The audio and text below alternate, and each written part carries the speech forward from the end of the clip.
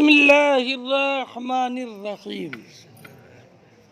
تو ماں سبق میں یہ بیان فرمایا کہ بعض علماء کے نزدیک استعارہ مجاز لغوی، اس لیے کہ رأیت اسدًا یرمی میں مثلا اسد کا استعمال رجل شجاع کے لیے ہے، اور لفظ اسد کی وجہ نہ تو رجل شجاع کے لیے ہے اور نہ کسی ایسے معنی عام کے لیے ہے جو صادق ہے رجل شجاع پر بھی اور حیوان مفترس پر بھی۔ اس لیے یہ معنی موصول ہو کے غیر میں استعمال ہونے کی وجہ سے استعارہ مجاز لغوی۔ اور بعض علماء نے کہا کہ یہ استعارہ مجاز عقلی ہے، اس لیے کہ مشبہ بہی کے اسم کا اطلاق مشبہ پر مشبہ کو ادعاءً مشبہ بہی کی جنس میں داخل ماننے کے بعد ہوتا ہے۔ پہلے رجل شجاع کو ادعاءً اسد کا فرد مانا گیا، ادعاءً رجل شجاع کو اسد کا، اور اس کے بعد لفظ اسد اپنے معنی کے ساتھ اس رجل شجاع پر بولا گیا، اور جب رجل شجاع کو اسد کا فرد مان لیا گیا ہے اور لفظ اسد کو نقل کر لیا اس کے معنی کے ساتھ، اب لفظ کا استعمال اپنے معنی موضوع لہو میں ہوا، اور جب استعمال معنی موضوع لہو میں ہے تو یہ حقیقت لغویہ ہوا، مجاز لغوی نہیں۔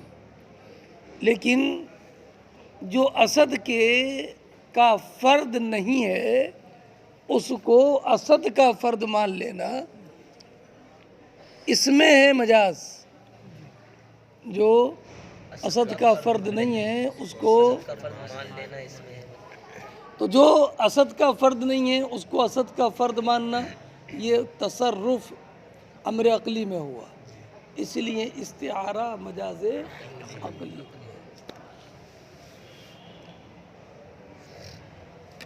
مشبہ کو مشبہ بھی کی جنس میں اگر داخل ماننے کا ادعا نہ کیا جائے تو تین لازم آئیں گے اور لازم باطل، لہذا مشبہ کو مشبہ کے جنس میں داخل نہ ماننا باطل ہے۔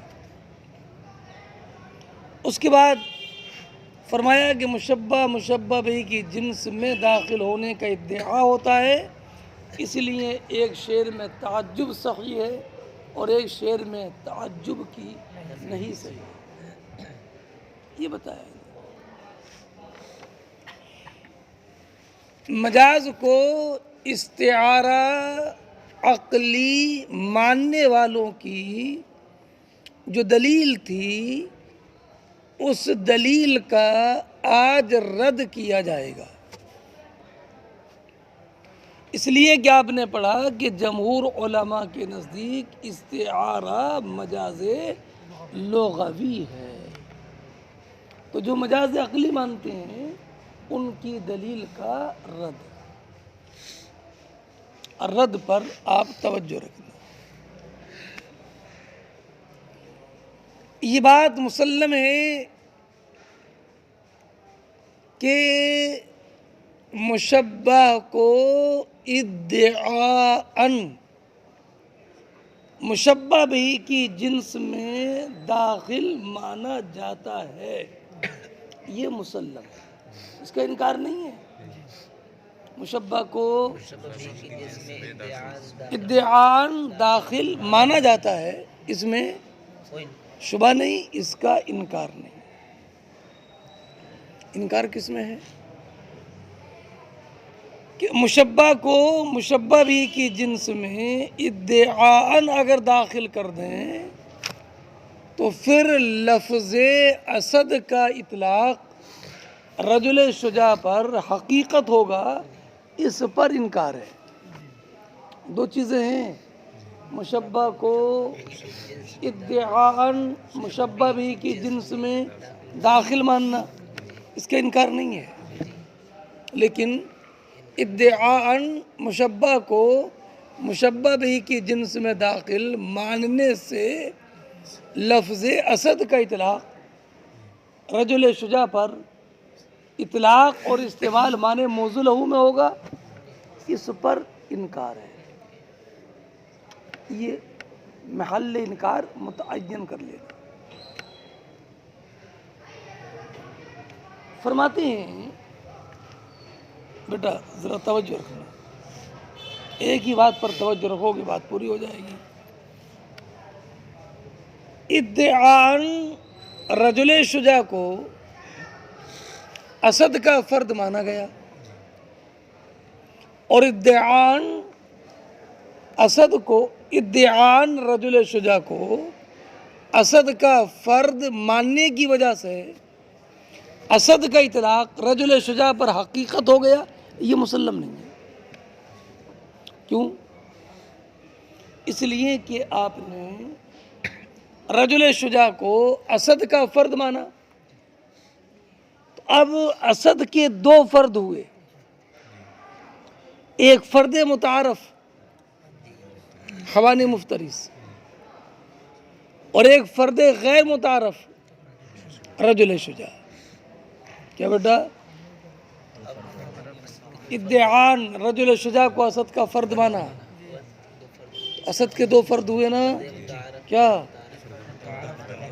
فرد متعارف، فرد غیر متعارف۔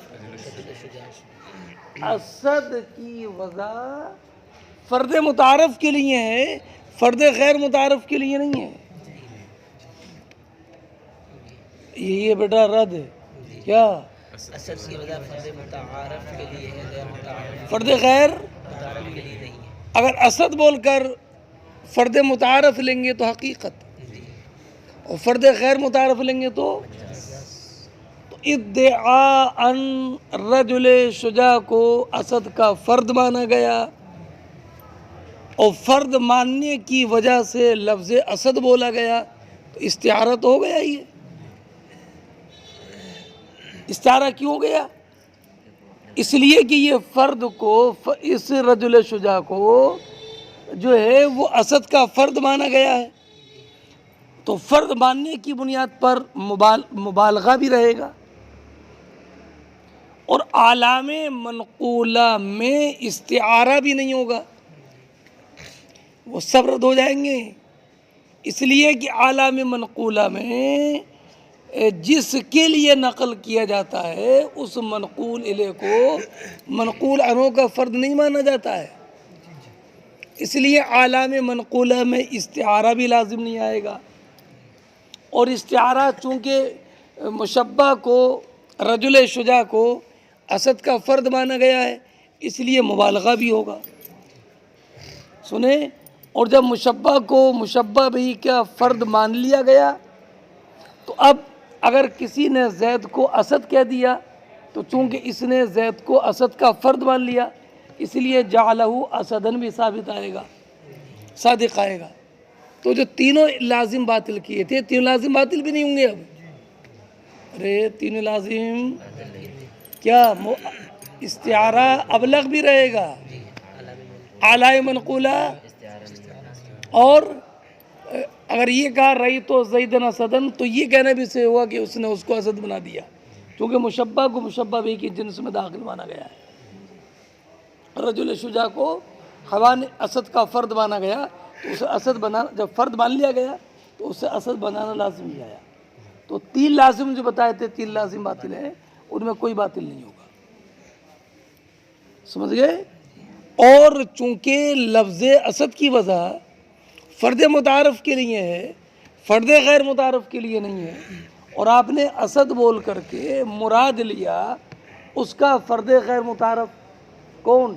رجل شجاع، کہ جس کو مشبہ بہی اسد کا فرد مانا گیا ہے، تو جب رجل شجاع لیا تو رجل شجاع کے لیے تو لفظ اسد کی وضع ہے نہیں، اور جب وضع نہیں ہے اس فرد غیر متعارف کے لیے تو مجاز لغوی رہے گا۔ دوبارہ بتا دوں، مشبہ کو مشبہ بھی کے جنس میں داخل ماننا یہ مسلم ہے، لیکن داخل ماننے کی وجہ سے استعمال معنی موضوع لہو پر ہو جائے یہ نہیں ہوگا۔ کیوں؟ اس لیے کہ لفظ اسد کی جو وضع ہے یہ جو جس کو داخل مانا گیا فرد غیر متعارف ہے، اور جس میں داخل مانا گیا فرد متعارف، اور لفظ اسد کی جو وضع ہے وہ فرد متعارف کے لیے ہے، فرد غیر متعارف کے لیے نہیں ہے، اور جب فرد غیر متعارف کے لیے نہیں ہے تو اس کا استعمال فرد غیر متعارف پر حقیقت نہیں ہوگا، مجاز ہوگا۔ اس لیے مجاز لغوی بھی ہوا اور کوئی خرابی بھی لازم نہیں۔ فرماتے ہیں ورد، بولو ارے کچھ تو بولو، کیا رد کے بین الادعاء، یعنی مشبہ کے مشبہ بھی کی جنس میں دخول کا ادعاء لا یقتضی، یہ اس بات کا مقتضا نہیں ہے کہ استعارہ مستعمل ہو اپنے معنی موضوع لہو میں، اس بات کو مستلزم کیوں؟ للعلم ضروری، اس لیے کہ علم ضروری، علم بدیہی ہے اس بات کا کہ ہمارے قول ریت اسدن یرمی میں اسد مستعمل ہے رجل شجاع میں، اور موضوع لہو جو ہے وہ سبع مخصوص ہے۔ وہ تحقیق و ذالک، اس کی تحقیق یہ ہے کہ مشبہ کے مشبہ بھی کی جنس میں داخل ہونے کا ادعا اس بات پر مبنی ہے کہ اسد کے افراد کو بطریق تعویل دو قسموں میں منقسم کیا گیا۔ ایک متعارف کیا؟ وہ جس کے لیے غایت جرأت ہو، اس مخصوص جثے کے مثل میں ہو اور ہے کے لیے مخصوص ہو، یعنی وہی شعر۔ اور دوسرا فرد غیر متعارف، وہ جس کے لیے وہ جرأت تو ہو لیکن اس جثے میں اور ہے کے لیے مخصوص میں نہ ہو۔ تو لفظ اسد موضوع ہے متعارف کے لیے، تو اس کا استعمال فرد غیر متعارف میں یہ استعمال معنی غیر موضوع لہو میں ہے، اور قرینہ معنی ہے معنی متعارف کے مراد لینے سے تو متعین ہو جائے گا معنی غیر متعارف کا مراد ہوگا۔ وبهذا يندفع ما يقال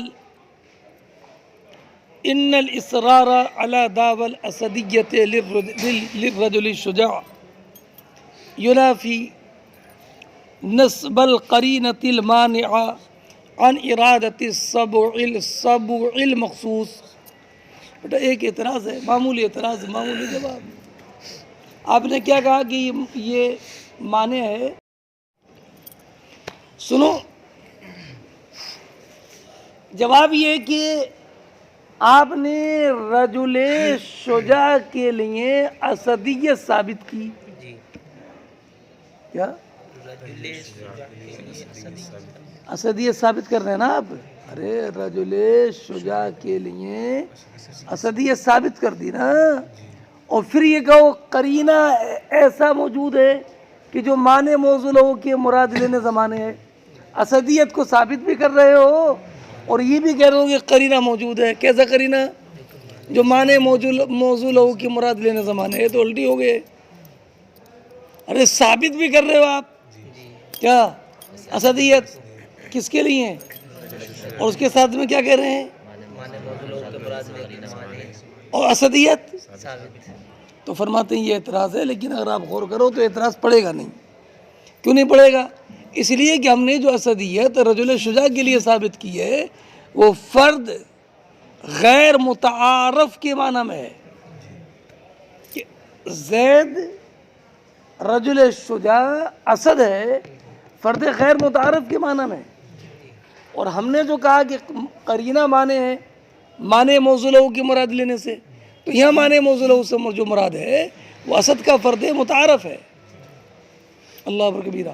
اسدیت فرد غیر اور اس کے لیے معنی موضوع کے مراد لینے فرماتے ہیں وبہذا، اسی بیان سے وہ منتفع ہو جائے گا جو کہا جاتا ہے کہ رجل شجاع کے لیے اصراریت کا، رجل شجاع کے لیے اسدیت کے دعوے پر اصرار، یہ منافی ہے اس قرینے کے قائم ہونے کے جو معنی ہے بولو سبع مخصوص کے مراد ہونے۔ اب ایک اعتراض ہے، اس اعتراض کا بھی جواب ہے، 2 لفظوں میں جواب اور 2 لفظوں میں اعتراض۔ جواب یہ کہ آپ نے مان لیا نا کہ استعارہ میں لفظ کا استعمال معنی غیر موصول میں ہوتا ہے، اور لفظ کا استعمال معنی غیر موصول، یہ مان لیا نا کس میں ہوتا ہے، معنی غیر موصول۔ تو پھر اس شعر میں تعجب کیسے صحیح ہوگا؟ بمعنی موصول کے غیر میں ہے تو، اور اس شعر سے تعجب کی نہیں کیسے صحیح ہوگی؟ تعجب کیا کہ تعجب یہ کہ شمس سے سایہ دے رہا ہے، تو پہلا والا جو شمس ہے وہ حسین و جمیل مرد کے معنی میں ہے، یہ تو کہا۔ ارے وہاں بھی یہ کہیں گے کہ شمس کے 2 فرد ہیں، فرد متعارف جو چمک رہا ہے، فرد غیر متعارف جو حسین و جمیل آدمی ہے، اور یہ فرد غیر متعارف ہے۔ تو یہاں پر شمس سے جو مراد ہے وہ فرد غیر متعارف ہے، وہ کون؟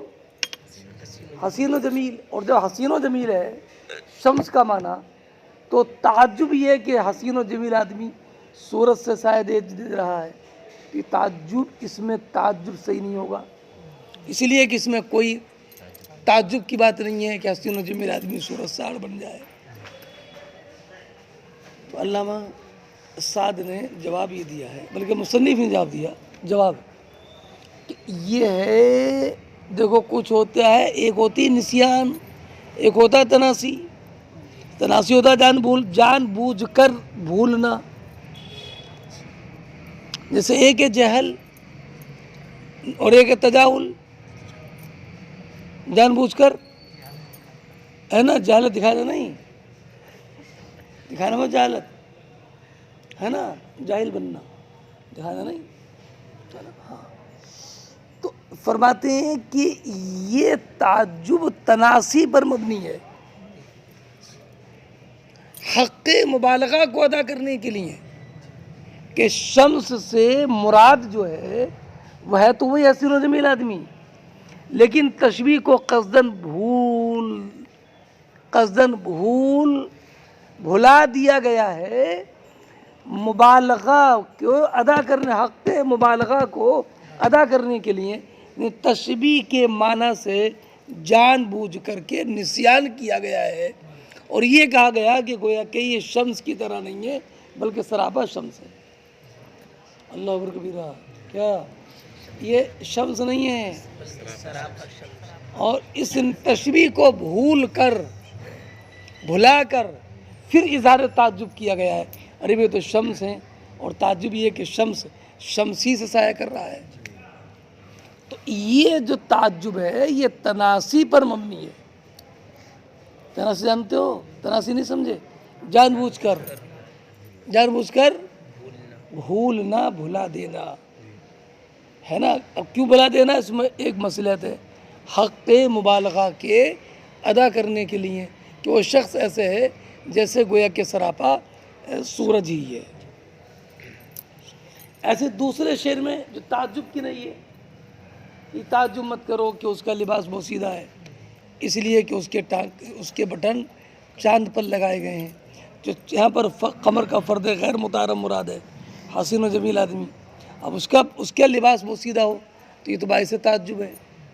تو یہاں پر تعجب کی نفی کس بات پر مبنی ہے؟ تناسی پر۔ تناسی کیا؟ یعنی جان بوجھ کر کے بلا دیا گیا ہے کہ یہ بولو چاند کی طرح نہیں ہے بلکہ سراپا چاند ہے۔ تو اس تناسی پر مبنی ہے پہلے شعر میں تعجب اور دوسرے شعر میں، اور یہ تناسی کیوں ہے؟ حق مبالغہ کے ادا کرنے کے لیے۔ لیکن تعجب اور نہیں عن تعجب جیسے کہ 2 مذکورہ شعروں میں ہے، یہ مبنی ہیں تناسی کی تشبیہ پر، حق مبالغہ کو ادا کرنے کے لیے، اور اس بات پر دلالت کرنے کے لیے کہ مشبہ اس طور پر ہے کہ مشبہ بھی سے بالکل تمیز نہیں ہے، یہاں تک کہ ہر وہ چیز جو مشبہ بھی پر مرتب ہے، تعجب اور نہیں ہے تعجب، وہ مرتب ہے مشبہ بھی، مشبہ پر بھی. ہو گیا بیٹا، بات سمجھے پوری؟ اب سنو ایک بات اور بتاتے، ایک ہے استعارہ اور ایک ہے جھوٹ. جھوٹ سمجھتے ہو نہیں؟ وہ تو بولتے بھی ہو گئے.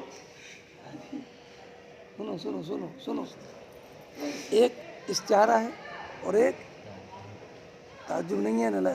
تمہارے یار اس پر تعجب ہو رہا ہے کہ تم جھوٹ کو تعجب کہہ رہے ہو، ہے نا، اور خود جھوٹ بول رہے ہو، ہے نا. استعارہ کو تعجب کہہ رہے ہو، اس سے بڑا جھوٹ اور کیا ہوگا؟ اللہ اکبر. ایک ڈھونڈو 1000 ملتے ہیں. تو بیٹا ایک ہے استعارہ اور ایک کیا ہے؟ تو اس میں کیا فرق ہے؟ جیسے ایک تو یہ کہ زید شعر ہے، یہ استعارہ، اور زید شعر ہے جھوٹ. دونوں میں کیا فرق ہے؟ اللہ اکبر. ایک تو یہ زید شعر ہے، یہ استعارہ، اور ایک کیا؟ جھوٹ. دونوں کیا فرق ہے؟ اگر تو فرق پوچھتے ہو تو دو فرق ہے. اگر پوچھ ہی لیا آپ نے تو دو فرق ہے. پہلے فرق تو یہ کہ استعارہ اس مبنی ہوتا ہے ایسے قرینے پر جو قرینہ ظاہر معنی موضوع لہو کے مراد لینے سے مانے ہو. استعارہ میں جو معنی موضوع لہو کے، جیسے رأیت اسدًا یرمی، وہاں مستعیر قرینہ قائم کرتا ہے یہ بتانے کے لیے کہ معنی موضوع لہو مراد نہیں ہے. اور جھوٹا آدمی پوری کوشش کرتا ہے کہ یہی مراد ہے. اللہ اکبر. کیا قرینہ ہوتا بھی ہے نا تو ختم کرتا. خدا کی قسم میں نے شعری دیکھا ہے، آ گیا تھا، کبھی کبھی آ جاتا ہے. تو جھوٹ آدمی تو کل تو آج تو ہیں، ابھی تو ملاقات ہوگی انشاءاللہ. تو جھوٹا آدمی تو بھرپور کوشش کرتا ہے کس بات کی؟ ہاں وہی جو میں کہہ رہا ہوں نا، زید اسد ہے نا، وہی. ارے نہیں سمجھے؟ مستعیر استعارہ میں تو قرینہ ہوتا ہے جو معنی موضوع لہو کی مراد لینے سے، جیسے رأیت اسدًا یرمی. اور جھوٹ بولے گا آدمی کہ رأیت اسدًا، دیکھا زید کو، اور شعری کو شعر ہی بتائے تو وہ تو پوری کوشش کرے گا اس بات کی کہ یہ شعر کا حقیقی معنی مراد ہے. ارے نہیں سمجھے؟ جھوٹ بول لیا تو کیا کہہ رہے؟ دیکھا تھا بھائی، میں نے خدا قسم دیکھا تھا، آ گیا تھا رات، چلا گیا تھا. کسی اور نے دیکھا؟ تم نے دیکھا کہ انہوں نے؟ میں کوئی جگہ نہیں رہتا، رات کوہرا بہت تھا، خالی میں نہیں دیکھا. تم نے کیسے دیکھا؟ تم نہیں سوچتے کیا میں اسی وقت اٹھا تھا استنجا کے لیے؟ ارے تمہیں دھوکا لگا ہوگا نہیں، لائٹ جل رہی تھی نہیں، اور وہی تھا. تو پوری کوشش کرتا ہے. پہلا فرق سمجھ گئے؟ اور دوسرا فرق یہ ہے کہ استعارہ کی بنا تعویل پر ہوتی ہے. تعویل پر کیا؟ مشبہ مشبہ بھی کی جنس میں داخل مان کر پھر مشبہ بھی کا اسم بولا جاتا ہے مشبہ پر. اور کسم کی بنا کسی تعویل پر. دو فرق سمجھ گئے؟ استعارہ کی بنا تعویل پر ہوتی ہے کہ اس کی بنا. دوسرا فرق، استعارہ میں قرینہ قائم ہوتا ہے معنی موضوع لہو کی مراد نہ لینے پر، اور جھوٹ میں قرینہ نہیں ہوتا ہے بلکہ پوری کوشش کرتا ہے اسے. ہاں. اور استعارہ کذب سے مفارق ہے دو وجہ سے. پہلی وجہ تعویل پر بنا. کیا تعویل کے مشبہ کو مشبہ بھی کی جنس میں داخل ماننا. وہیں طور کے مشبہ بھی کے افراد کی دو قسمیں کی جائیں، متعارف اور غیر متعارف. کما مرہ ولا تعویل فی الکذب. اور قرینہ قائم ہوتا ہے ظاہر کے مراد نہ ہونے پر استعارہ میں. اس لیے کہ آپ نے جانا کہ استعارہ مجاز ہے نا.